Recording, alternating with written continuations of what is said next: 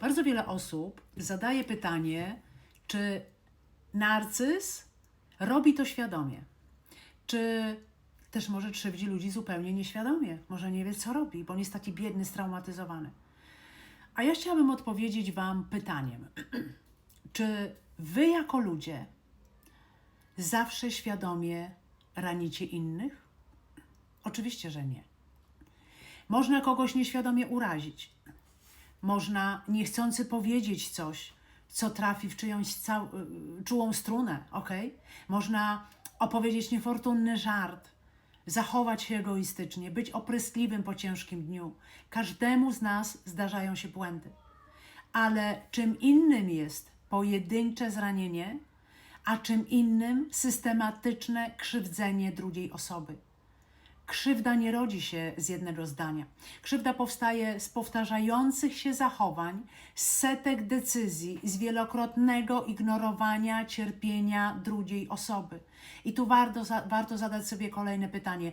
Czy można przez miesiące albo lata powtarzać te same zachowania, widząc łzy partnera, partnerki, słyszeć jego prośby, obserwować jego lęk, a jednocześnie naprawdę nie wiedzieć, że sprawia mu się ból? To staje się chyba coraz mniej prawdopodobne. Zwłaszcza wtedy, gdy druga osoba wielokrotnie mówi: to mnie rani, boję się, przestań, proszę, nie wytrzymuję tego. Jeżeli mimo takich próśb to zachowanie nadal się powtarza, trudno mówić wyłącznie o nieświadomości. To jest już wzorzec. I właśnie ten wzorzec odróżnia toksyczne relacje od zwykłych ludzkich błędów. Bo każdy z nas bywa egoistyczny, każdy może mieć gorszy dzień, każdy może mieć zachowania niegrzeczne. Możemy powiedzieć: daj mi dzisiaj spokój, tak? Możesz być zmęczony, rozdrażniony albo zamknięty w sobie.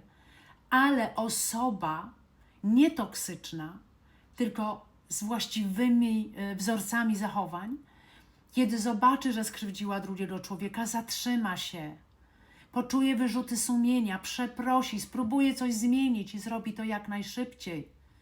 Natomiast w relacjach opartych na przewlekłej manipulacji obserwujemy zupełnie coś innego.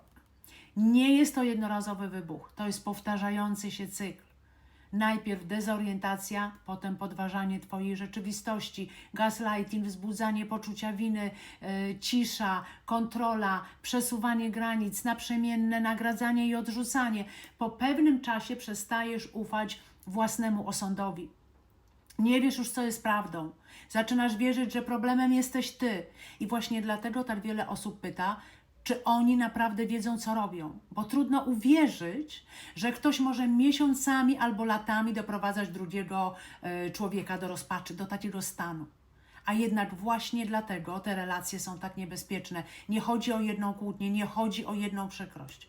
Chodzi o przewlekły wzorzec zachowań, który prowadzi do lęku, wyczerpania emocjonalnego, utraty poczucia własnej wartości i całkowitego zagubienia. Co jest właściwe, a co nie. I chcę powiedzieć jeszcze jedną bardzo ważną rzecz. Bo nie chodzi o to, żeby przyklejać ludziom etykietę narcyza. Nie chodzi o diagnozowanie kogokolwiek. Każdy z nas ma cechy narcystyczne. Każdy z nas bywa skoncentrowany na sobie. To jest normalna część ludzkiej psychiki. Natomiast narcystyczne zaburzenie osobowości to coś zupełnie innego i cechy psychopatyczne, makiawelistyczne to jest trwały, sztywny wzorzec funkcjonowania, który bardzo często prowadzi do cierpienia ludzi pozostających w bliskich relacjach z taką osobą. I właśnie dlatego tak bardzo niepokoi mnie coś jeszcze, bo kiedy słyszę, zwłaszcza z ust specjalistów, na szczęście rzadko, ale w Polsce się to zdarza, a nie powinno się zdarzyć nigdy, że wystarczy zrozumieć dzieciństwo sprawcy, że wystarczy terapia, że wystarczy więcej empatii wobec osoby stosującej przemoc emocjonalną, bo ta osoba jest po traumie. Tylko że współczesna literatura kliniczna mówi znacznie ostrożniej. Tak, osoby z narcystycznym zaburzeniem osobowości mogą korzystać z terapii, ale uwaga! U części z nich można jedynie ograniczyć najbardziej destrukcyjne zachowania, ale obecnie nie mamy mocnych dowodów, że terapia rutynowo prowadzi do tego, iż osoba z utrwalonym narcystycznym zaburzeniem osobowości staje się bezpiecznym, empatycznym partnerem w bliskiej relacji. To są dwie zupełnie różne rzeczy. I właśnie dlatego najważniejszym pytaniem nie jest, czy osobę narcystyczną można uratować i wyleczyć na terapii. Najważniejsze pytanie brzmi, czy ty, kobieto, mężczyzno, jesteś bezpieczny w tej relacji, bo zbyt długo cała uwaga była kierowana na sprawcę, na jego historię, na jego dzieciństwo, na jego cierpienie, a ofiara słyszała: musisz bardziej zrozumieć, musisz lepiej komunikować swoje potrzeby, musisz być bardziej cierpliwa. Nie. Osoba, która przez lata była manipulowana, zastraszana, poniżana i doprowadzana do psychicznego wyniszczenia, przede wszystkim potrzebuje wsparcia od dobrze wykwalifikowanych psychologów, bezpieczeństwa, od dobrze zorganizowanego systemu. Potrzebuje odzyskać kontakt ze sobą. Potrzebuje przestać usprawiedliwiać zachowania, które nigdy nie powinny być normalizowane. Bo największym zagrożeniem nie jest sama manipulacja, największym zagrożeniem jest moment, w którym zaczynamy wierzyć, że to wszystko było normalne, bo ta osoba jest po traumie. Rozumiecie? Kochani, dbajcie o siebie, szanujcie się i jeżeli jesteście w toksycznych wzorcach zachowań, w toksycznych dynamikach, to edukujcie się i rozwijajcie w tej dziedzinie. I nie poświęcajcie swojego życia, żeby ktoś je niszczył systematycznie. Skonsultujcie się z dobrym psychologiem, psychiatrą, którzy mają doświadczenie w tej dziedzinie. Nie z kimkolwiek. Bardzo Was proszę.